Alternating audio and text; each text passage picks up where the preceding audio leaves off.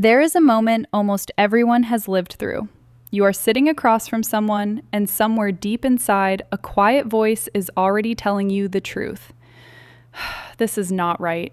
This will not last. And yet, you stay. You lean in. You convince yourself that this time will be different. Weeks or months later, when it ends the way that quiet voice already knew it would, you ask yourself the same painful question. Why do I keep choosing the wrong people? If you have asked yourself this before, you are not broken and you are not alone. This pattern is far more common than people admit, and the reason behind it has almost nothing to do with bad luck. It has everything to do with a part of your mind that was shaped long before you ever chose a single person to love. Most people believe attraction is simple. You meet someone, you feel a spark, and that spark either grows or fades. But psychologists have found something far more complicated happening underneath that spark. The people you feel most drawn to are often not the people who are best for you. They are the people who feel most familiar to you. And familiar does not always mean healthy. Sometimes familiar means chaotic. Sometimes familiar means unavailable. Sometimes familiar means exactly like the relationships you grew up watching, even the painful ones. This is the hidden reason so many people keep choosing the wrong partners. Their nervous system is not searching for peace. It is searching for a feeling it already recognizes, even if that feeling once caused them pain. Think about a child who grows up with a parent who is loving but inconsistent, warm one day, distant the next. That child learns, without ever choosing to, that love feels like uncertainty. Love feels like waiting. Love feels like trying harder to earn attention that comes and goes. Years later, that same child, now an adult, meets someone stable and kind, and something strange happens. It feels boring. It feels flat. There is no spark, no anxiety, no chase. So they walk away from something healthy without even realizing why it felt wrong to their body, even though it was actually right. Then they meet someone who runs hot and cold, someone who takes hours to reply, who pulls away just when things start to feel close, who makes them question on where they stand, and suddenly, there it is, that spark, that familiar pull. Their nervous system lights up, not because this person is good for them, but because this person feels like home. Even when home was never actually safe. This is not weakness. This is wiring. The brain does not naturally seek out what is healthy. It seeks out what is known. And for many people, especially those who grew up in emotionally unpredictable environments, what is known and what is healthy are two completely different things. There is a term for this in psychology called repetition compulsion. It describes the unconscious tendency to recreate familiar emotional situations from childhood, even painful ones, in an attempt to finally get a different outcome.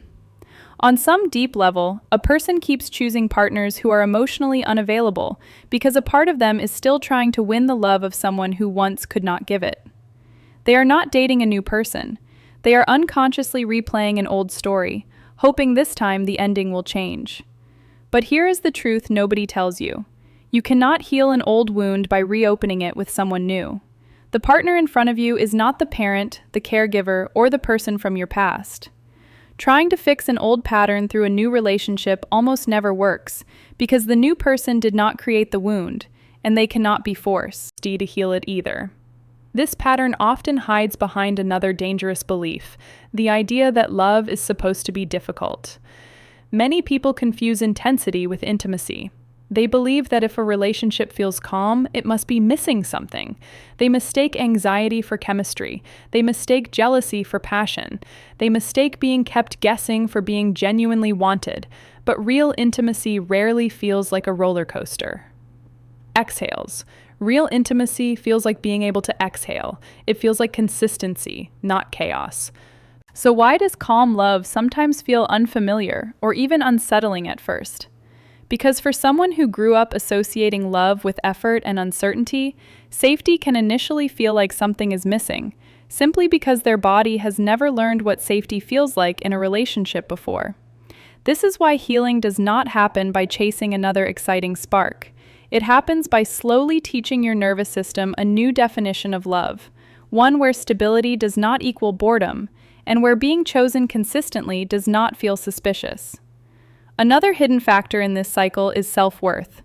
People who struggle with low self-worth often unconsciously choose partners who confirm what they already believe about themselves.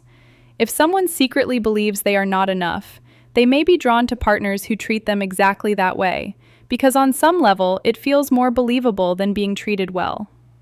A partner who shows consistent respect can almost feel confusing to someone who has never fully believed they deserved it. This is why healing this pattern is not really about finding better people. It is about becoming a different person to choose from. When your sense of self-worth grows from the inside, instead of being borrowed from someone else's attention, your entire radar for who feels attractive begins to shift. The chaotic, unavailable person who once felt like electricity starts to feel like a warning sign instead.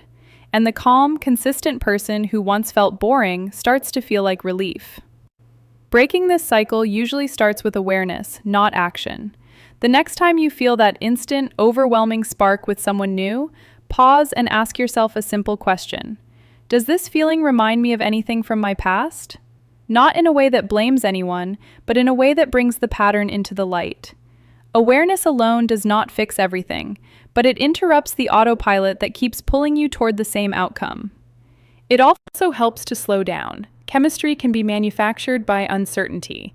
If someone is inconsistent, your brain will manufacture excitement simply trying to predict them.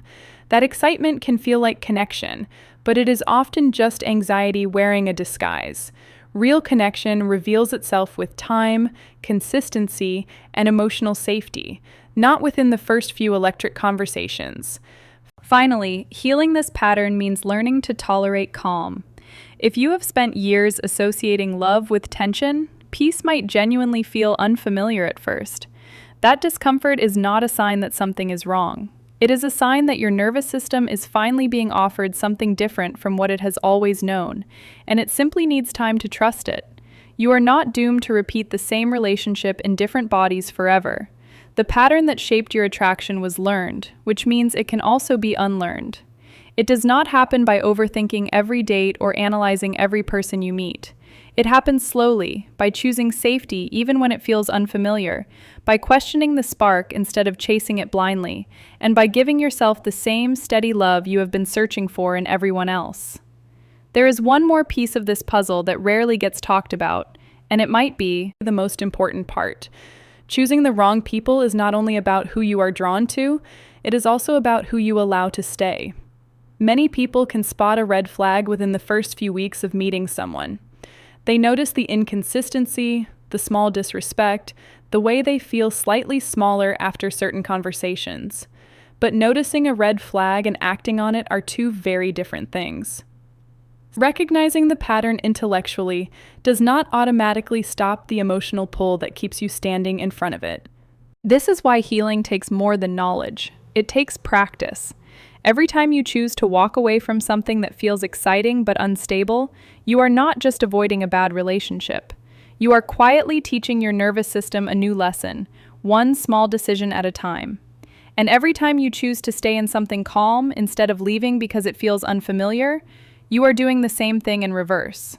Over time, these small choices rewire what your body considers normal, until safety finally starts to feel like home instead of something foreign. If this helped you understand a pattern you have lived through, follow along for more videos exploring the psychology behind love, attachment, and the way our past quietly shapes our present. Because understanding yourself is always the first step toward choosing differently.